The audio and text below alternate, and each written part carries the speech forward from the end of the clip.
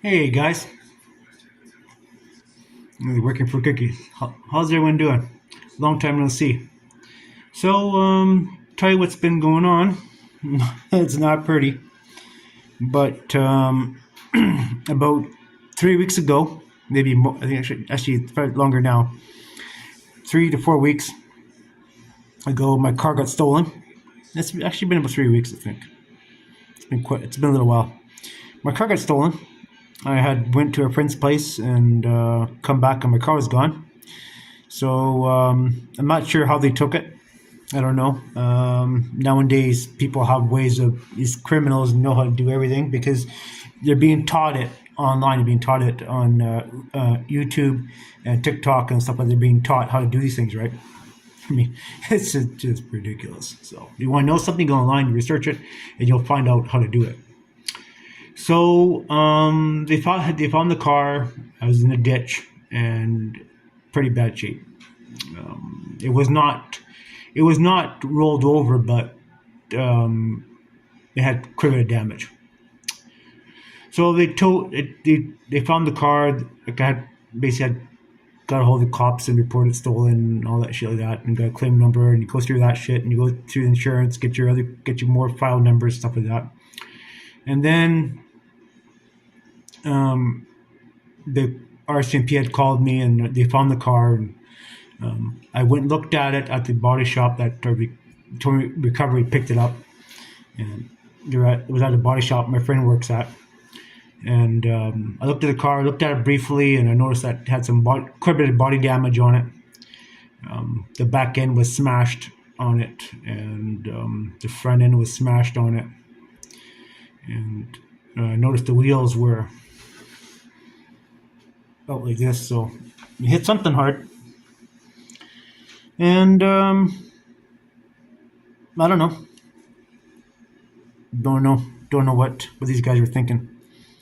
But it's kind of a stressful thing to me because I paid so much money for the car, and I bought it particularly for doing just Uber. I don't know. Actually, something funny is they had found an AirTag on the seat because they had to do because the insurance nowadays have to do a hazmat cleaning, right? And they have to clean the car before they send a hazmat team in there, and they clean the car before the body shop does anything to make sure no one gets pricked with a needle or who knows what. They found an AirTag. So, I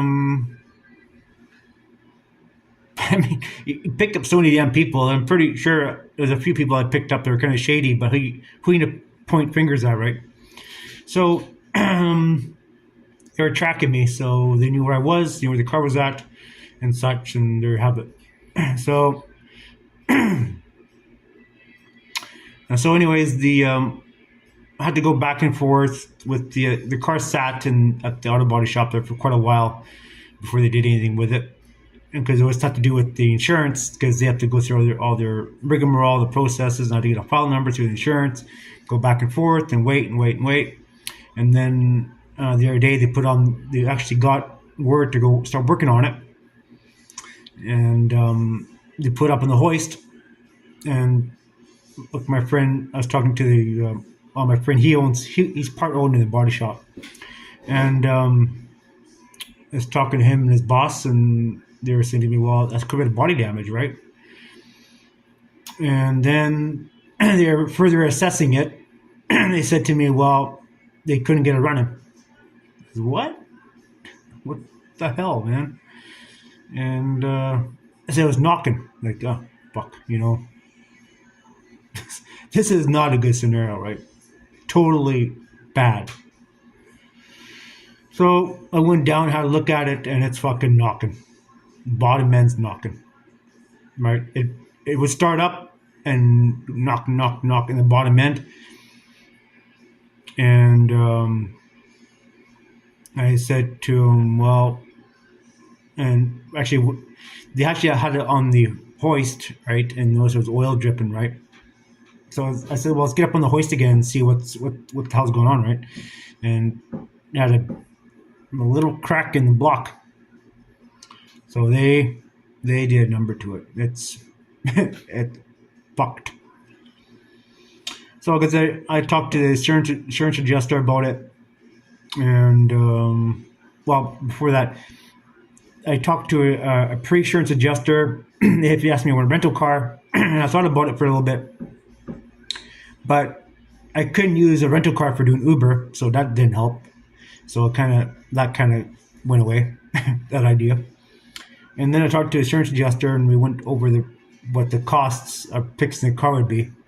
And it turns out, for the amount of damage that there was on the car, I mean, the car, like, well, I shouldn't say it's pretty bad.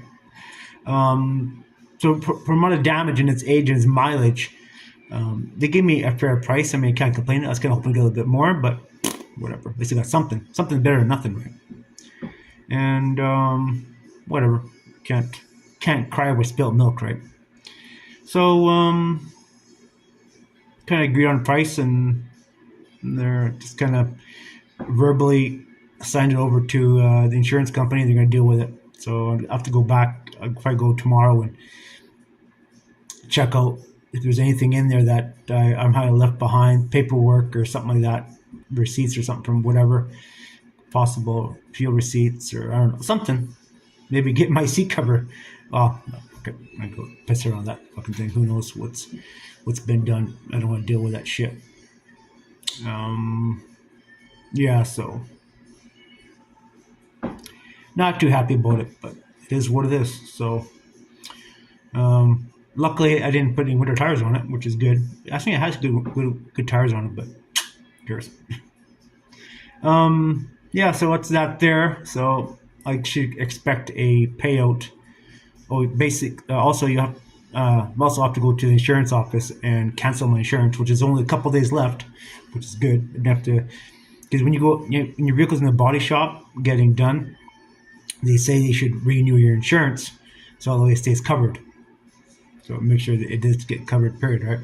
So the guy says to me, well, you should go cancel insurance, which is not much left on it, a couple of days. I might get $20 back or something on insurance. Maybe enough money to buy a fucking ice cream.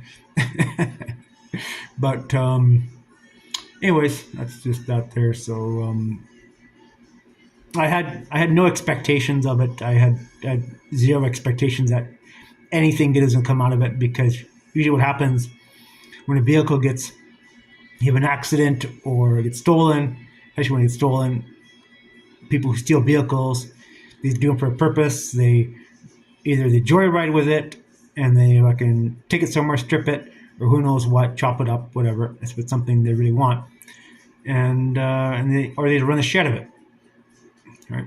And where they found it was up a damn logging road. So I don't know. I don't know what people are thinking. I just don't know. It's kind of a stressful situation because it is what it is. So I basically I'm gonna take the money I made, the money I'll be getting, which should take between 7 to 10 days before I get a check, and then I got to put it in the bank and probably take another week for it to clear. You know how that goes.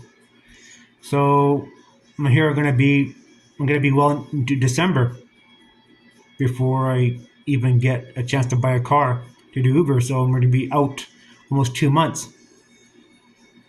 So it's a big pain in the ass. I mean, it's not a big push, but I might get a better deal on something because dealers are trying to get vehicles out.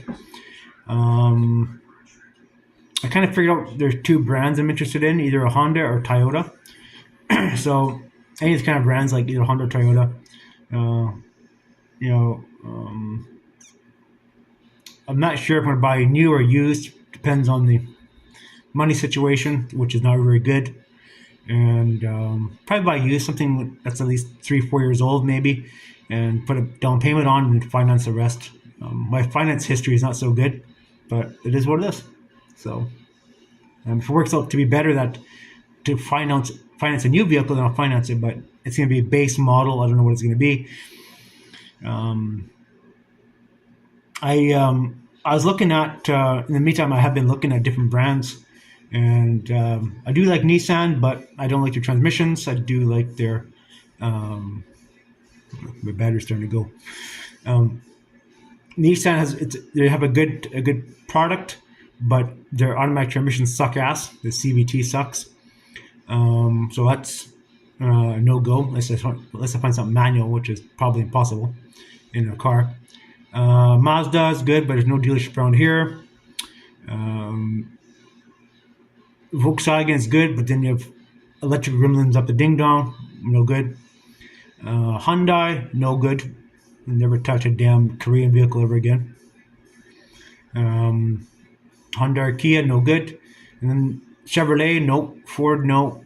And the only other brand is either Hyundai or Toyota. So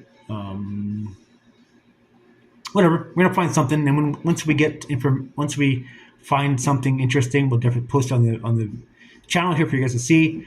But I'm looking for two main things: something that's good on fuel and has good comfort, enough for passengers in the back seat, because a lot of cars don't have enough space for either for luggage or for transporting people. So those are the main things. A lot of taxis around the area, they do use Toyota Camrys and Corollas. By a lot of Camrys, I guess, they're a little better vehicle, a little more space for hauling passengers. So there's something you're gonna have to think about. But I'm kind of leaning towards Honda. I like Honda. So, anyways, yeah. So we'll see. Definitely not SUV. Don't need that kind of stuff. Hatchback or sedan, I don't give a shit. So as long as the price is right, I don't care.